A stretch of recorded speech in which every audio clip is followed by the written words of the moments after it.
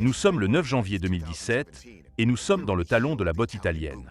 À 19h38, Lucio Margiotta, professeur à l'Académie de musique du Salento, enregistre quelque chose d'étrange dans le ciel.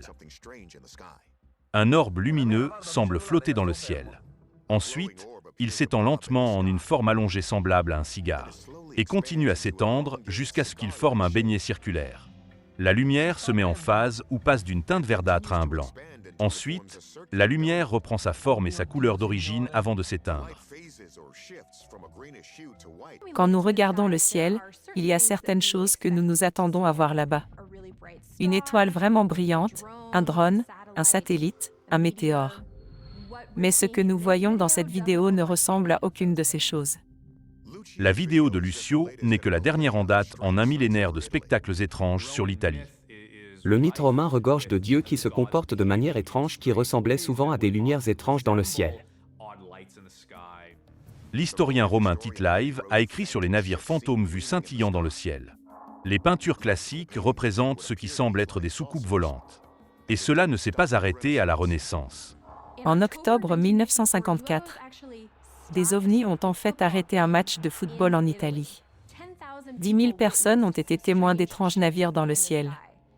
Puis, en décembre 1978, le New York Times a rapporté une éruption d'objets en forme de beignets repérés dans le ciel au-dessus de l'Italie. Ainsi, nous avons une grande variété d'ovnis italiens. Et il y a d'autres récits comme celui-ci de l'Oregon des lumières subissant des changements de forme et de couleur, comme celui que Lucio a rapporté. Alors, que se passe-t-il exactement dans le ciel italien? Nous avons déjà vu des anneaux mystérieux dans le ciel. Mais il s'est avéré que ce sont des émissions des cheminées voisines. Ils n'émettaient aucune lumière.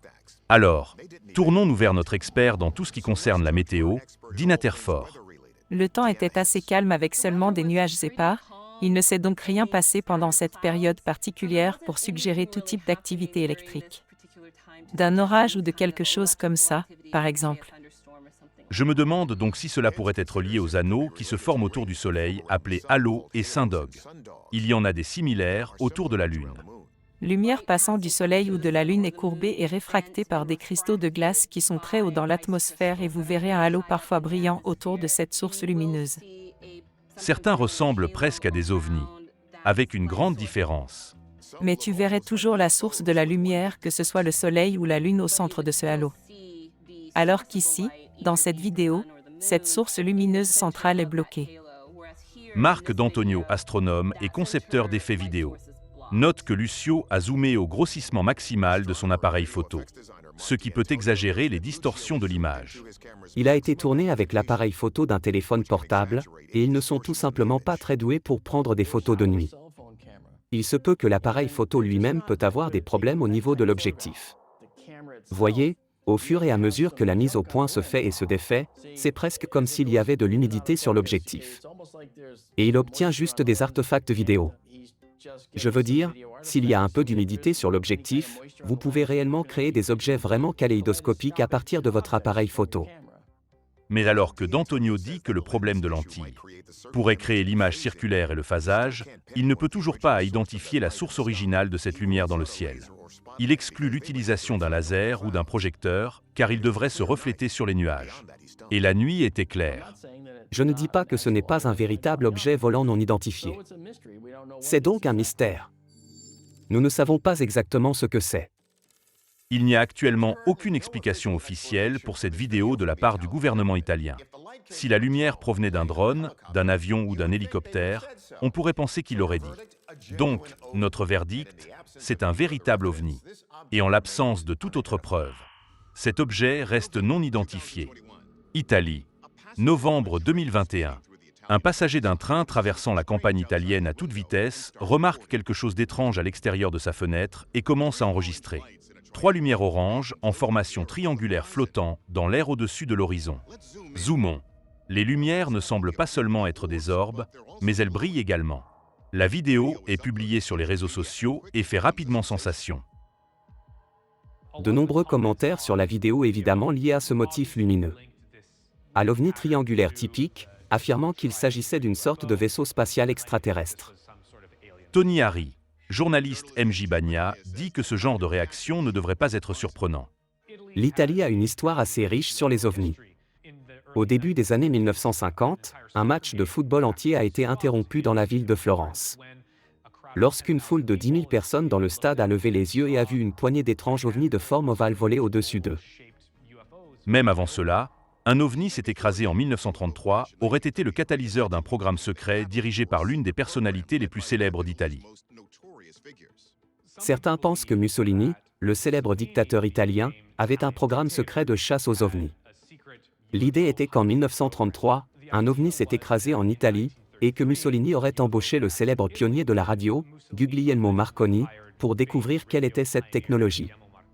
Et si elle pouvait être transformée en arme.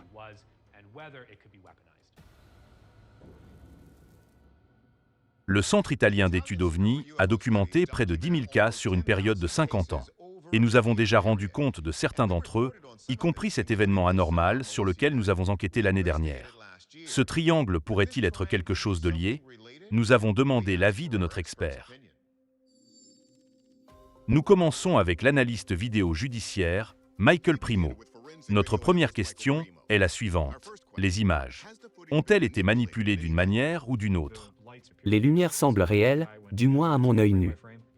Lorsque je les analyse image par image. Mais ce que l'encodeur dit en utilisant l'analyse de blocs macro, c'est que ces informations dans cette couleur verte sont différentes des autres informations dans cette autre couleur verte. Il est donc possible qu'une certaine utilisation de CGI ait été ajoutée à cet enregistrement sur la base de l'analyse de blocs macro, mais aucune conclusion définitive ne peut être tirée à l'heure actuelle.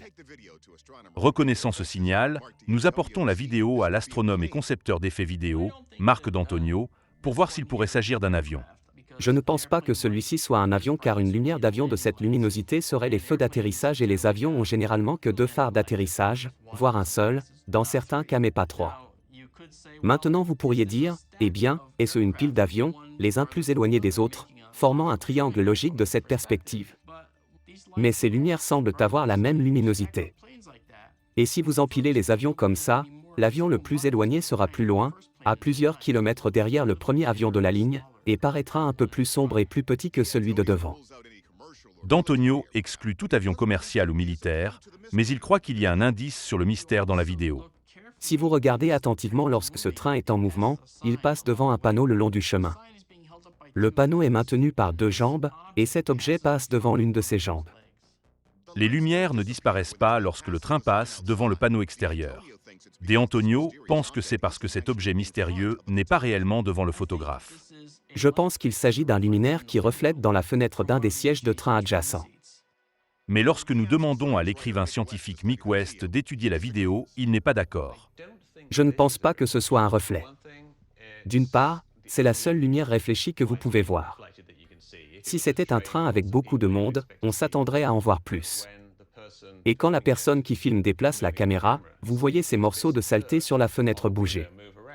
Lorsqu'il se déplace, il n'y a aucun mouvement avec cet objet, ce qui signifie que ce n'est pas un reflet. En zoomant, Mick voit que les lumières ne restent pas au même endroit.